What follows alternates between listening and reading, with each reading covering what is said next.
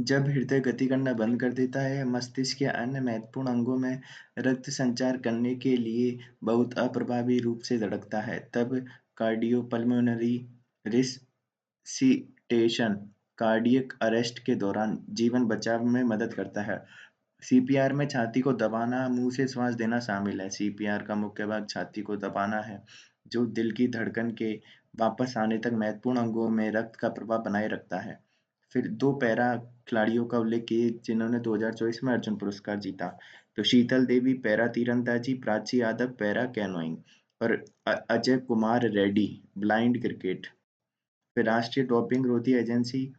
तो राष्ट्रीय डोपिंग रोधी एजेंसी भारत सरकार के युवा मामले व खेल मंत्रालय के तहत एक स्वायत्त निकाय है, जो डोपिंग रोधी गतिविधियों की योजना बनाते हुए इन्हें लागू करती है, इनकी निगरानी करती है ताकि स्वच्छ खेल प्रथाओं को बढ़ावा दिया जा सके। फिर दिव्य कीर्ति सिंह की उपलब्धि तो भारतीय घुड़सवार है जिन्होंने होंगजो एशियाई घुड़सवारी ड्रेसिस टीम में स्वर्ण पदक। दिव्य कीर्ति सिंह एशियाई खेलों में स्वर्ण पदक पाने वाली राजस्थान की दूसरी महिला है और घुड़सवारी खेल में के लिए अर्जुन पुरस्कार पाने वाली भारतीय पहली महिला है। राजस्थान राज्य खेल परिषद की संरचना व कार्यों के उल्लेख। तो परिषद की स्थापना 1957 में की गई, जो संस्थान पंजीकरण अधिनियम 1958 के तहत पंजीकृत है। फिर इसकी संरचना है परिषद, संरक्षक परिषद, उपसंरक्षक, मुख्यमंत्री, अध्यक्ष और सीईओ। फिर है राज्य द्वारा नामांकित 12 सदस्य। फिर इसके कार्य हैं राज्य में विभिन्न स्टेडियमों का विकास, प्रबंधन, खेल संरचनाओं का विकास, विभिन्न शिविरों का आयोजन, जैसे माउंट आबू में शिविर, डूंगरपुर में प्रतिवर्ष आवासीय खेल शिविर। फिर महिला खिलाड़ियों की प्रतिभा को बढ़ावा देना, खिलाड़ियों व प्रशिक्षकों को पुरस्कार देना। फिर 21वीं सदी में योग। तो योग सदियों पुरानी प्रथा है जो शारीरिक व्यायाम से कहीं अधिक लाभ प्रदान करती है। यह शारीरिक, मानसिक और आध्यात्मिक स्वास्थ्य को शामिल करते हुए कल्याण के लिए एक समग्र दृष्टिकोण का प्रतीक है। योग आंतरिक शांति और खुशी को बढ़ावा देती है और इसमें यम नियम नामक शिक्षाएं शामिल हैं जो हमें बेहतर जीवन के लिए मार्गदर्शन करती है। अहिंसा दूर हमेशा दूसरों को शारीरिक व मानसिक पीड़ा पहुंचाने से बचाना सिखाती है। संतोष हमें अपने भीतर खुशी खोजने का संदेश देती है। योग हमें प्रकृति के साथ सद्भाव से रहने के लिए प्रोत्साहित भी करता है और जिससे अधिक धारणीय जीवन शैली बनती है। इसके प्रमुख सिद्धांतों में से एक अपरिग्रह है, जो हमें बताता है केवल वही उपयोग करें जिसकी हमें आवश्यकता है, बाकी दूसरों के लिए छोड़ दें। यह हमें सभी प्राणियों के प्रति दयालु, सम्मानजनक होना भी सिखाता है, जिससे हम एक न्यायपूर्ण विश्व के निर्माण में मदद कर मिलेगी। इसलिए योग का अभ्यास केवल व्यक्तिगत स्वास्थ्य के बारे में नहीं, यह हमारे समाज व ग्रह के सकारात्मक बदलाव के बारे में है। फिर अगला है 19वें एशियाई क्रमशः शीर्ष 4 पदक विजेता राष्ट्र। तो चीन, जापान, दक्षिण कोरिया, भारत। चीन, जापान, दक्षिण कोरिया, भारत। भारत के 107 पदक। फिर भारत सरकार द्वारा प्रदान किए वाले राष्ट्रीय पुरस्कार इनको हटाओ। प्राणायाम के विभिन्न रूप। तो सूर्य प्राणायाम, फिर है भेदी प्राणायाम, उज्जयी प्राणायाम, शीतकारी प्राणायाम, भस्त्रिका प्राणायाम, भ्रामरी प्राणायाम, प्लावनी प्राणायाम और मूर्धा प्राणायाम। फिर अनाहत सिंह पर टिप्पणी। अनाहत सिंह का जन्म मार्च 2008 में दिल्ली में हुआ था। वर्ष 2022 में राष्ट्रमंडल खेलों में भाग लेने वाली सबसे कम उम्र 14 वर्ष की खिलाड़ी थी। अनाहत सिंह अंडर 15, अंडर 17 एशियाई चैंपियनशिप की विजेता रही हैं। हाल ही में अनाहत सिंह ने चीन में संपन्न 19वें एशियाई खेलों में स्क्वैश में कांस्य पदक जीता। फिर महर्षि पतंजलि के अनुसार योग क्या है? तो योग चित्त वृत्ति निरोध है, अर्थात चित्त की वृत्तियों को निरोध करना, मन में स्थिरता पैदा करना ही योग है। फिर भ्रामरी प्राणायाम की विधि और इससे होने वाले लाभ। तो भ्रामरी शब्द भ्रमर से लिया गया है जिसका अर्थ होता है भौरा। प्राणायाम के अभ्यास के समय निकलने वाले स्वर भ्रमर की गुंजन के स्वर की तरह होता है, इसलिए इस योग का नाम भ्रामरी प्राणायाम है। अभ्यास विधि आरामदायक स्थिति में बैठकर लंबा गहरा सांस लें, अंगूठों से कर्ण छिद्र बंद कर लें तथा तर्जनी उंगली को आंखों के कोने पर रखें और दोनों मध्यमा उंगलियों को नासिका रंध्रों पर रखें। इसके बाद अनामिका ऊपर वाले होंठ के ऊपरी हिस्से पर कनिष्ठा नीचे वाले होंठ के पास लगाएं। धीरे धीरे नियंत्रित रूप से श्वास को बाहर छोड़ते समय बोरे जैसी आवाज निकाली जाती है। भ्रामरी प्राणायाम से तनाव से मुक्ति, चिंत, क्रोध व अति सक्रियता में कमी आती है। फिर राजस्थान में विभिन्न खेल प्रतिस्पर्धाओं में भाग लेने वाले खिलाड़ियों को प्रोत्साहित करने के उद्देश्य से उठाए गए कदम। तो राजस्थान सरकार ने राज्य खेल संस्कृति को बढ़ावा देने के उद्देश्य से खिलाड़ियों के हितों में साधना प्रारंभ किया है। तो कोई खिलाड़ियों के हितों को साधना प्रारंभ किया है ताकि राज्य में युवा खेल को करियर के रूप में अपनाएं। इसलिए राज्य सरकार ने निम्न कदम उठाए। पहले भूमि आवंटन। विभिन्न खेल प्रतिस्पर्धाओं में पदक जीतने वाले खिलाड़ियों को 25 बीघा निःशुल्क उपजाऊ भूमि का आवंटन किए जाने का प्रावधान। फिर नौकरियों में आरक्षण। अंतर्राष्ट्रीय व खेलों में भाग लेने व पदक विजेताओं को राज्य सरकार की नौकरियों में 2% आरक्षण। फिर नगद राशि। ओलंपिक, पैरा ओलंपिक खेलों में स्वर्ण, रजत, कांस्य पदक विजेता खिलाड़ियों को क्रमशः 3 करोड़, 2 करोड़ और 1 करोड़ की राशि। फिर सरकारी सेवाओं में नियुक्ति। ओलंपिक, एशियाड, राष्ट्रमंडल खेलों में स्वर्ण पदक विजेताओं को राज्य सरकार की सेवाओं में सीधे नियुक्ति का प्रावधान। फिर पुरस्कार। विभिन्न खेल प्रतिस्पर्धाओं में राज्य के नाम रोशन करने वाले खिलाड़ियों को दिए जाने वाले पुरस्कारों की राशि में बढ़ोतरी का प्रावधान।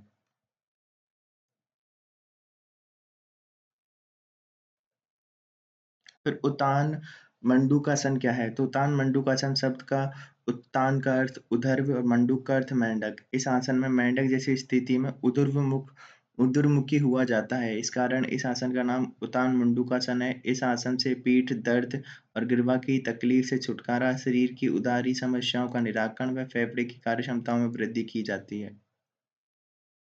फिर योग कर्मसु कौशलम की धारणा।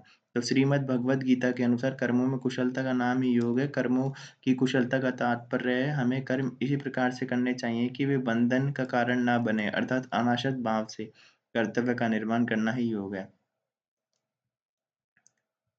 फिर अगला है वार्म अप को परिभाषित कीजिए। तो मानव के द्वारा शारीरिक खेल कूद गतिविधियों के पूर्व गतिविधियों को करने के लिए शरीर को जिन क्रियाओं द्वारा तैयार किया जाता है उन्हें वार्म अप कहते हैं।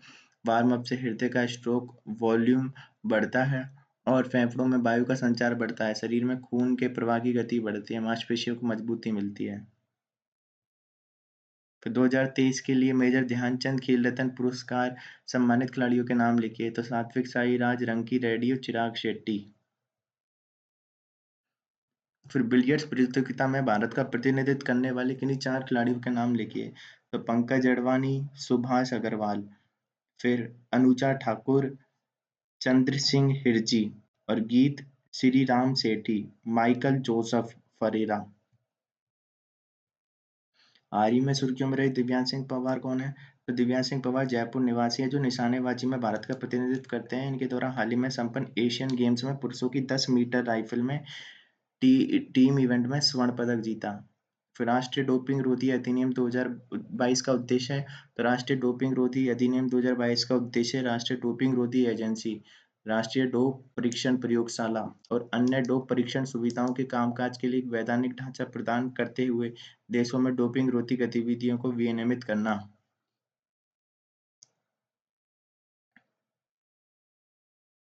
फिर एशिया पैरा खेल 2022 का मोटो और शुभंकर बताइए। तो एशियाई पैरा खेल 2022 चौथा संस्करण चीन के होंगजोंग शहर में हुआ और इसका मोटो दिल मिलते हैं सपने चमकते हैं था।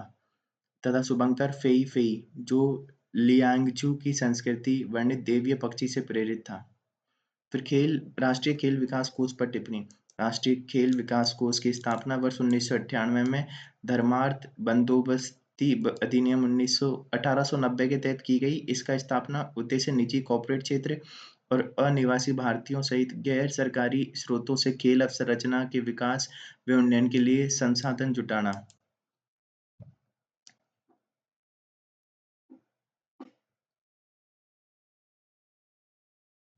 फिर योग के महत्व तो सहनशक्ति बढ़ाने में, चित्त शांत और स्थिर रहता है, एकाग्रता बढ़ाने में और तनाव मुक्त रहने में। फिर भारतीय ओलंपिक संघ की स्थापना 1927 में की गई जिसका मुख्यालय दिल्ली में है। इसका स्थापना का लक्ष्य ओलंपिक खेलों व अन्य गतिविधियों में भारत का प्रतिनिधित्व करने वाले एथलीटों का चयन करना तथा भारतीय दल का प्रबंधन करते हुए गतिविधियों में भारत को अग्रणी बनाना।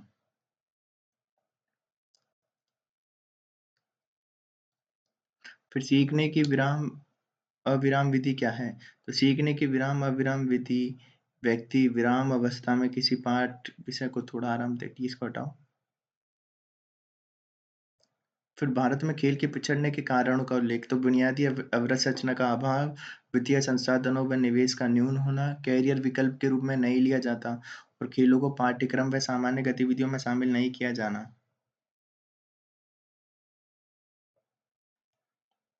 भारतीय खेल प्राधिकरण प्रशिक्षण केंद्र योजना के तहत खिलाड़ियों प्रतिभाओं को कौन-कौन सी खेल विधाओं का प्रशिक्षण प्रदान किया जाता है? तो भारतीय खेल प्राधिकरण प्रशिक्षण केंद्र योजनाओं के तहत जमीनी स्तर पर अनुशासन व उपयुक्त आयु वर्ग के एथलीटों को 27 खेल विधाओं में प्रशिक्षण प्रदान किया जाता है, जो कि निम्न है: तीरंदाजी, एथलेटिक्स, बैडमिंटन, बास्केटबॉल, मुक्केबाजी, साइकिलिंग, तलवारबाजी, football, gymnastic, handball, hockey, judo, kabaddi, karate, kayaking, canoeing, kho kho, rowing, स्पेक टकराव, निशानेबाजी, सॉफ्टबॉल, तैराकी, टेबल टेनिस, ताइक्वांडो, वॉलीबॉल, भारोत्तोलन, कुश्ती, वुशु।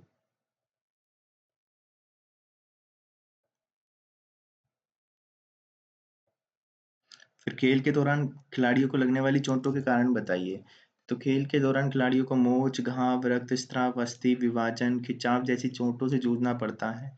खिलाड़ी को लगने वाली चोटों के एकाधिक कारण हो सकते हैं, जैसे खिलाड़ी में शारीरिक फिटनेस का अभाव होना, निम्न स्तर के उपकरणों का उपयोग करना, अवसंरचनाओं के निर्माण व रखरखाव में कमी होना, खिलाड़ी खेल में भाग से लेने पूर्व मानसिक रूप से तैयार न हो पाना, और खिलाड़ियों द्वारा वैज्ञानिक आधारों पर खेल प्रशिक्षण नहीं लिया जाना।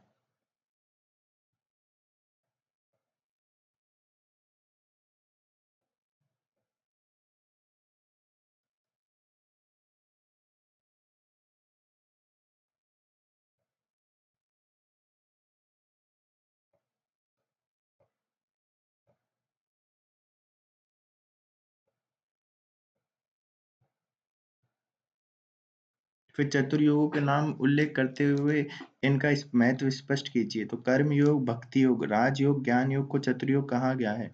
कर्म योग के अनुसार व्यक्ति वही कर्म करना चाहिए जिससे अच्छे फल की प्राप्ति हो और व्यक्ति को कर्म फल की प्राप्ति की इच्छा रखकर करना चाहिए।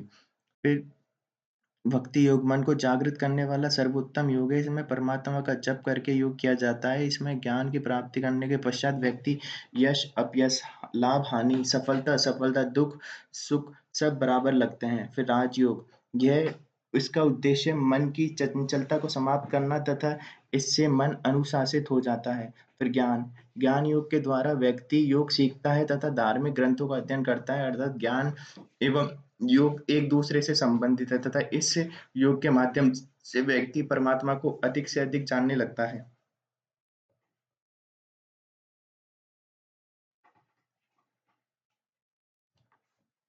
फिर भारत सरकार द्वारा प्रदत्त मेजर ध्यानचंद खेल रत्न पुरस्कार, तो 1991-92 से शुरू किया गया था। 25 लाख रुपए नगद प्रदान किए जाते हैं।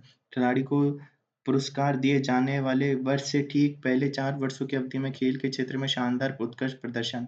वर्ष 2023 में सात्विक साईराज और रंकी रेड्डी। फिर भारतीय खेल प्राधिकरण की स्थापना और लक्ष्यों का उल्लेखित, तो इस इसकी स्थापना युवा मामले खेल मंत्रालय के अंतर्गत वर्ष 1982 दिल्ली में की गई। इसकी स्थापना के निम्न उद्देश्य हैं: खेलों को बढ़ावा देना, व्यापक आधार करना, बुनियादी ढांचे व सुविधाओं की स्थापना, खेलों की प्रतिभाओं की पहचान करना, खोजना और उनका पोषण करना। फिर अंतर्राष्ट्रीय स्तर पर विभिन्न विषयों में खेलों में उत्कृष्टता प्रदान करने के लिए योजना को लागू करना, उच्च क्षमता वाले प्रशिक्षकों, खेल वैज्ञानिकों, शारीरिक शिक्षा शिक्षकों के तैयार करने के लिए संस्थानों की स्थापना, संचालन, प्रबंधन, प्रशासन करना। फिर अखिल भारतीय खेल परिषद, तो एक सलाहकारी निकाय है और स्थापना युवा मामले एवं खेल मंत्रालय के अंतर्गत 2015 में की गई। इसका उद्देश्य खेलों को बढ़ावा देने के लिए राष्ट्रीय अंतर्राष्ट्रीय सम्मेलन, सेमिनार, संगोष्ठी का आयोजन करवाना, खेलों के को युवाओं के बीच लोकप्रिय बनाना, खेल नीतियों का प्रभावी क्रियान्वयन सुनिश्चित करना।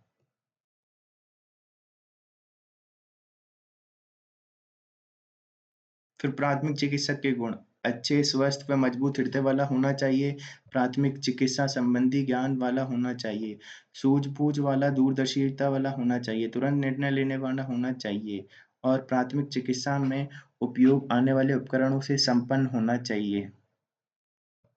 अमित सरोहा कौन है? तो अमित सरोहा 19वें एशियाई पैरा गेम्स के उद्घाटन समारोह में भारत के ध्वजवाहक रहे। अमित सरोहा एक अंतर्राष्ट्रीय पैरा एथलीट हैं। वे 4 एशियन गेम्स में 5 पदक जीत चुके हैं। फिर राजीव गांधी शहरी ओलंपिक खेल शामिल खेल, तो tennis ball, cricket, kabaddi, kho kho, kho kho थी महिला वर्ग के लिए, फिर वॉलीबॉल, फुटबॉल, फुटबॉल थी पुरुष वर्ग के लिए, फिर बास्केटबॉल और एथलेटिक्स। तो इसमें है 7 खेल। फिर है राजस्थान बजट 2023-24 में प्रस्तावित खेल अकादमी: football Sikar Banswara, cycling Bhilwara, athletics Churu और बास्केटबॉल बाड़मेर और सीकर। फिर है राष्ट्रीय खेल नीति 2001 के 2 अभिन्न घटक, तो राष्ट्रीय और अंतर्राष्ट्रीय स्तर पर खेलों का व्यापक वृहद आदान प्रदान करना और खेलों में उत्कृष्टता हासिल करना। फिर एशियाई खेल 2023 में भारत ने कुल कितने मेडल हासिल किए? तो भारत ने कुल 107 पदक जीते, 28 स्वर्ण, 38 रजत, 41 कांस्य। राष्ट्रीय खेल विकास कोष: तो राष्ट्रीय खेल विकास कोष की स्थापना केंद्र सरकार द्वारा 1998 में की गई थी, जिसका प्रमुख उद्देश्य खेल एवं खेल को बढ़ावा देने के लिए बुनियादी ढांचे का निर्माण एवं रख रखाव करना, समस्याओं की पहचान करने एवं उत्कृष्टता के लिए सहायता प्रदान करना। फिर राइस पद्धति क्या है? तो मांसपेशी की चोट के प्राथमिक उपचार के लिए राइस पद्धति काम में ली जाती है, जिसमें rest I ice C compression E elevation को शामिल किया जाता है। फिर चोट उपचार में हाइड्रोकोलेटरल पैक क्या है? तो हाइड्रोकोलेटरल पैक बेटोनाइन क्ले और अन्य प्राकृतिक भरावों का एक संयोजन है। बाहरी रूप से लगाए जाने वाले इन पैक का उपयोग सूजन संबंधी दर्द, जोड़ों के दर्द, गठिया जमाव तथा चोट वाले ऊतकों और तनाव को कम करने के लिए किया जाता है। तो क्या है? Bentonite clay. फिर अगला है राष्ट्रीय खेल प्रोत्साहन पुरस्कार। तो राष्ट्रीय खेल प्रोत्साहन पुरस्कार 2009 में शुरू किया गया। यह पुरस्कार उन संस्थाओं को दिया जाता है जिसने खेलों को बढ़ावा देने के लिए सार्थक उद्देश्य के तहत कार्य शुरू किया। फिर स्कंद पुराण में योग को किस प्रकार परिभाषित किया है? स्कंद पुराण में क्या लिखा है? युज समाधो, तो अर्थात मन का समाधिस्थ हो जाना ही योग है। या जीवात्मा और परमात्मा के एकत्व की स्थिति को योग कहा गया है। प्राणायाम के 3 पहलुओं को अंतर समझाइए। तो पूरक श्वास को भीतर लेना, कुंभक श्वास को रोके रखना, रेचक श्वास को बाहर छोड़ना। फिर गोरक्ष संहिता में वर्णित योग के 6 अंग।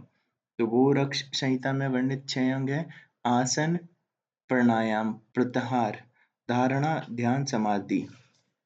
तो यम नियम नहीं है इसमें, ठीक है। फिर यम नियम के मध्य मूल अंतर क्या है? तो यम एक प्रकार से नियम कानून की तरह है और नियम उन कानून को लागू करने वाली प्रक्रिया है। तो यम संख्या में 5 होते हैं, जैसे अहिंसा, सत्य, अस्तेय, ब्रह्मचर्य, अपरिग्रह। फिर नियम भी 5 होते हैं: सोच, संतोष, तप, स्वाध्याय तथा ईश्वर प्राणिधान। तो यम एक तरीके से नियम कानून की तरह है और नियम उनको लागू करने वाली प्रक्रिया। फिर एशियन गेम्स 2023 में पदक जीतने वाले किन्हीं 4 खिलाड़ियों का नाम बताइए। तो अर्जुन लाल जाट, दिव्यांश पवार, अनंतजीत सिंह, दिव्य कीर्ति सिंह। फिर दिव्य कीर्ति सिंह की खेल उपलब्धि क्या रही? तो एशियाई खेलों में राजस्थान की दिव्य कीर्ति सिंह ने घुड़सवारी में स्वर्ण पदक जीता। 41 साल बाद घुड़सवारी में स्वर्ण पदक दिलाया और इनकी टीम में हृदय छेड़ा, अनुज अग्रवाल और सुदीप्ति हजेला भी थे। फिर अगला है ये तो ठीक है।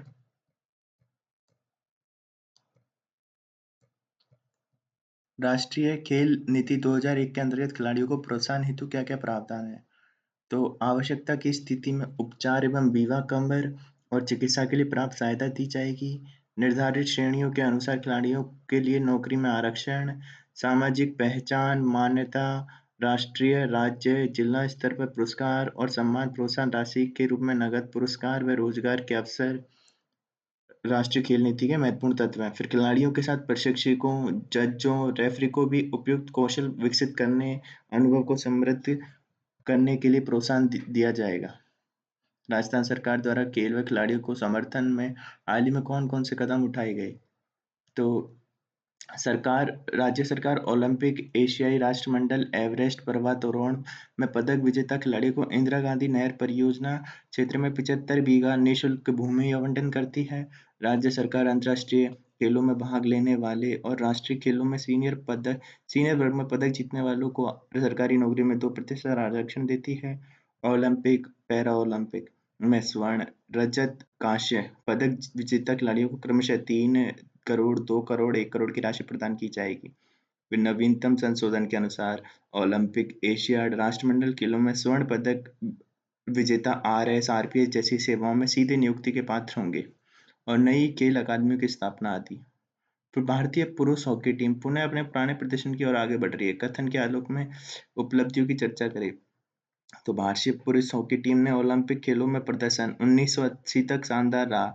1928, 32, 36, फिर 48, 52, 56, फिर 64 और 80 के ओलंपिक में 8 स्वर्ण पदक जीते। परंतु 1980 के बाद हॉकी टीम का कोई प्रदर्शन खास अच्छा नहीं रहा। परंतु हालांकि अभी नवीन वर्षों में हॉकी टीम ने अपना शानदार प्रदर्शन किया, जैसे टोक्यो ओलंपिक में 2021 में कांस्य पदक जीता, राष्ट्रमंडल खेल 2022 में रजत पदक जीता और एशियाई गेम्स 2023 में हॉकी टीम ने स्वर्ण पदक हासिल किया। अतः हॉकी टीम वर्तमान के प्रदर्शन को देखकर कहा जाता है कि हॉकी टीम अपने पुराने प्रदर्शन की ओर बढ़ रही है।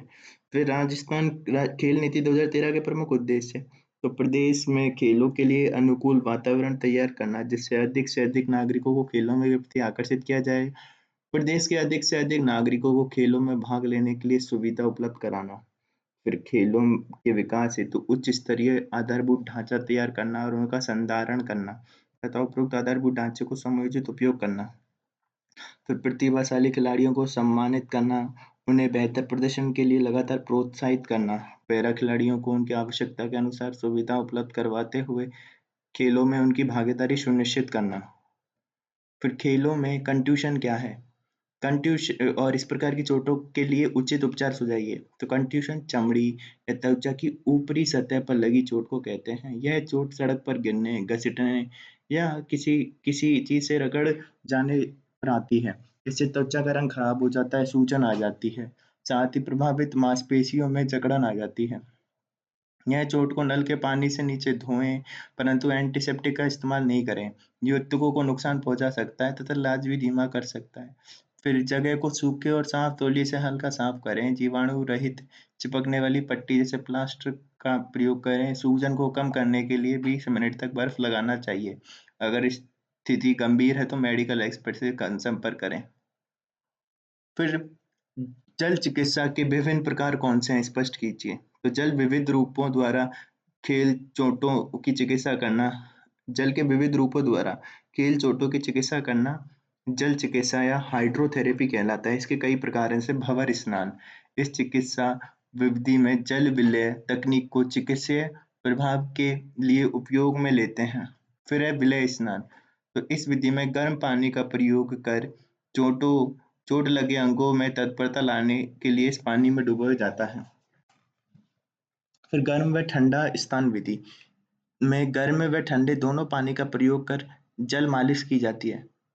फिर हाइड्रोकोलेटरल पैक के अंतर्गत खिलाड़ी को ठंडी व गर्म चिकित्सा दी जाती है। फिर कार्योथेरेपी में ठंडे पानी या बर्फ का प्रयोग किया जाता है।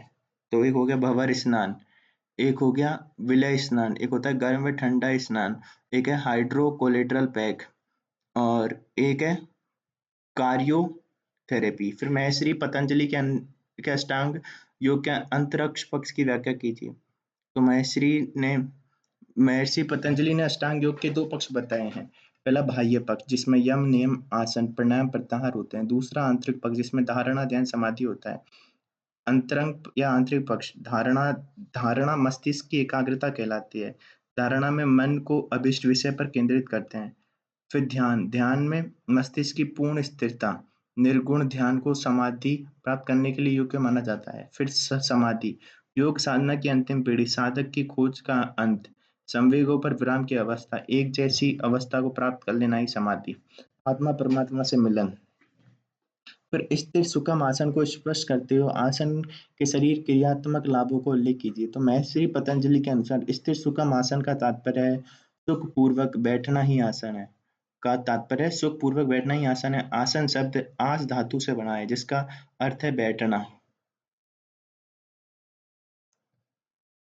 फिर आसन के नियमित अभ्यास से जो शारीरिक क्रियात्मक लाभ, पहले जोड़ गतिशील हो जाते हैं, रीढ़ में लोच बढ़ जाती है, फिर मांसपेशियां तनाव रहित हो जाती हैं, रक्त का प्रवाह उपयुक्त मात्रा में होने लगता है, अंग व ग्रंथि की सक्रियता बढ़ जाती है और नियमित हो जाती है, फिर प्रतिरोधक असंक्रामक प्रणाली सख्त हो जाती है, परिसंचालन व रक्तचाप सामान्य व स्थिर हो जाता है, व नाड़ी तंत्र शांत व सशक्त हो जाता है।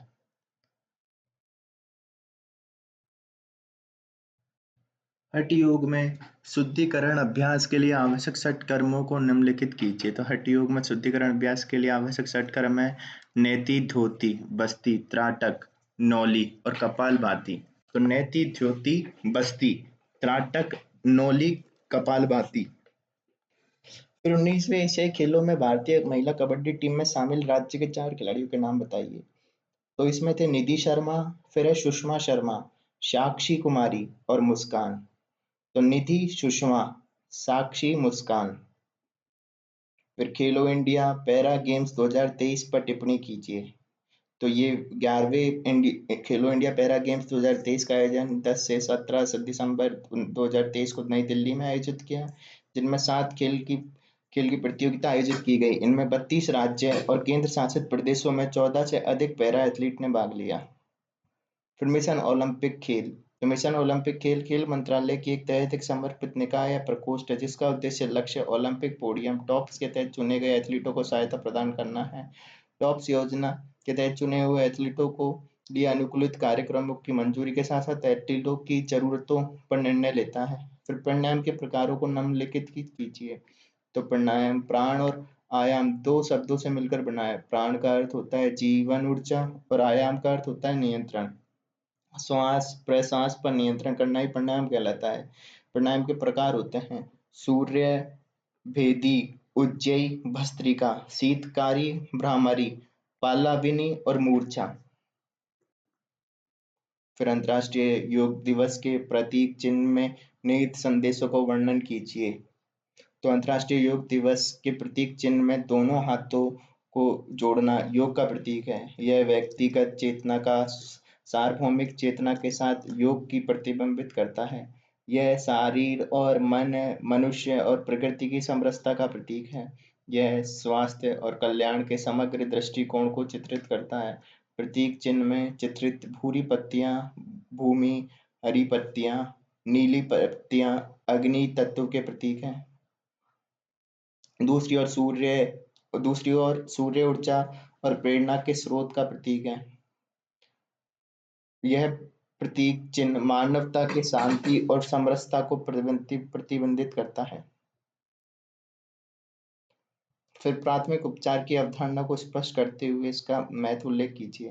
तो वह उपचार जो दुर्घटना के बाद समुचित चिकित्सा सहायता उपलब्ध कराने से पूर्व किया जाता है प्राथमिक चिकित्सा कहलाता है। चिकित्सा के महत्व में प्राथमिक चिकित्सा में घायल व्यक्ति के जीवन की रक्षा करना, किसी व्यक्ति की बीमारी की हालत को बदतर होने से बचाना, स्वास्थ्य लाभ संवर्धन करना, पीड़ित को निकटतम स्वास्थ्य केंद्र ले जाने के लिए सुरक्षित वाहन सुनिश्चित करने में सहायता करना आदि प्रमुख है। ग्रीन स्टिक फ्रैक्चर और कम्युन्यूट फ्रैक्चर में अंतर बताइए। तो ग्रीन स्टिक फ्रैक्चर ये अधूरा फ्रैक्चर होता है क्योंकि हड्डियां टूटती नहीं सिर्फ मुड़ जाती हैं। फिर कम्युन्यूट फ्रैक्चर, इस फ्रैक्चर में कई टुकड़ों में टूट जाती है हड्डियां। फिर मौलाना अबुल कलाम आज़ादी ट्रॉफी, तो 1956-57 में स्थापित की गई ट्रॉफी, यह भारत का सबसे पुराना राष्ट्रीय खेल पुरस्कार है।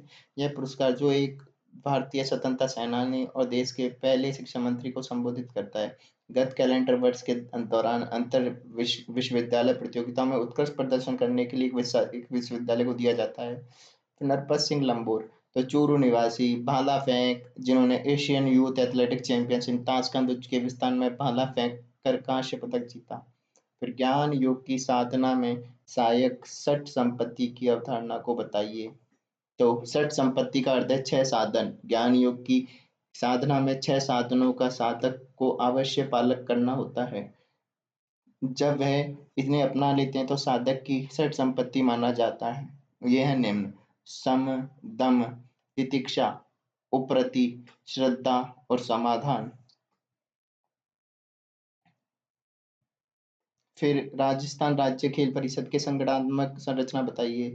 तो इसमें होता है सबसे पहले राज्यपाल राज्य खेल परिषद के मुख्य संरक्षक, फिर मुख्यमंत्री इसके उप संरक्षक, परिषद में एक मुख्य कार्यकारी अध्यक्ष, परिषद में अध्यक्ष के अलावा उपाध्यक्ष, कोषाध्यक्ष, राज्य सरकार द्वारा नामित 12 सदस्य और 6 पदेन सदस्य होते हैं।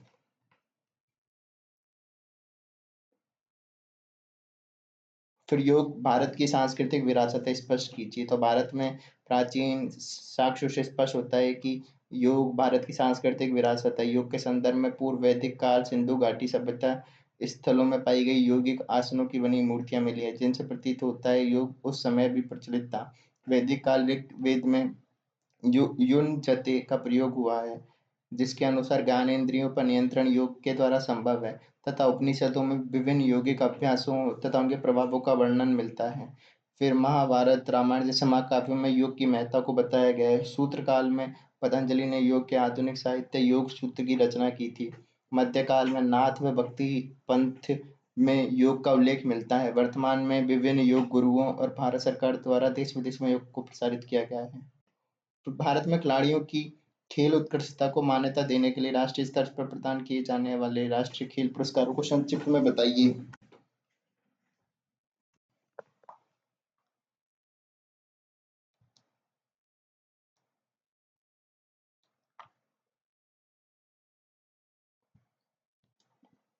तो मेजर ध्यानचंद स्थापना 1991-92, खेल रत्न पुरस्कार, फिर अर्जुन पुरस्कार स्थापना 1961, द्रोणाचार्य 1985, मौलाना अबुल कलाम आजाद ट्रॉफी 1956 और राष्ट्रीय खेल प्रोत्साहन 2009। फिर पुरस्कार वर्ष से 4 वर्ष पहले की अवधि में खेल उत्कृष्टता। फिर यहाँ पे अंतर्राष्ट्रीय स्तर पर पिछले 4 वर्षों में लगातार अच्छा प्रदर्शन, कोच जिन्होंने अंतर्राष्ट्रीय प्रतियोगिताओं में उत्कृष्ट परिणाम प्राप्त करने में सहायता की। फिर अंतर विश्वविद्यालय खेल टूर्नामेंट में प्रथम स्थान, और यहाँ पे संस्थाओं द्वारा खेल विकास में किए गए योगदान को मान्यता। तो मेजर ध्यानचंद में मिलते हैं 25 लाख रुपए और मेडल, अर्जुन पुरस्कार में 15 लाख, द्रोणाचार्य में 5 लाख और अब्दुल कलाम आजाद ट्रॉफी में 15 लाख।